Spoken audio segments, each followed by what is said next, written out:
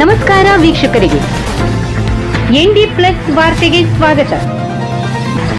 ಬೆಳಗಿನ ಜಾವ ಮನೆಯಲ್ಲಿ ಬಾಂಬ್ ಸ್ಫೋಟ, ಗ್ರಾಮಸ್ಥರಲ್ಲಿ ಆತಂಕ, ಪೊಲೀಸರಿಂದ ತನಿಖೆ. ಕಾಳಗಿನಕೊಪ್ಪ ಗ್ರಾಮದಲ್ಲಿ ಬೆಳಗಿನ ಜಾವ ಮನೆಯೊಂದರಲ್ಲಿ ಇಟ್ಟಿದ್ದ ನಾಡ ಬಾಂಬ್ ಭೀಕರವಾಗಿ ಸ್ಫೋಟಗೊಂಡಿದೆ.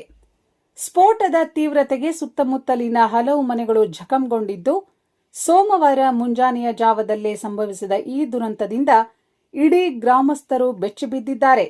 ಅದೃಷ್ಟವಶಾತ್ ಘಟನೆಯಲ್ಲಿ ಯಾವುದೇ ಪ್ರಾಣಾಪಾಯ ಸಂಭವಿಸಿಲ್ಲ.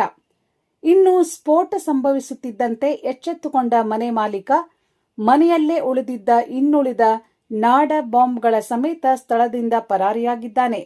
ಸದ್ಯ ಈ ಭೀಕರ ಘಟನೆಗೆ ಸಂಬಂಧಿಸಿದಂತೆ ಹಳಿಯಾಳ್ ಪೊಲೀಸ್ ಠಾಣೆಯಲ್ಲಿ ಪ್ರಕರಣ ದಾಖಲಾಗಿದ್ದು, ತಲೆಮರೆಸಿಕೊಂಡಿರುವ ಆರೋಪಿಗಾಗಿ ಪೊಲೀಸರು ತೀವ್ರ ಶೋಧ ನಡೆಸುತ್ತಿದ್ದಾರೆ.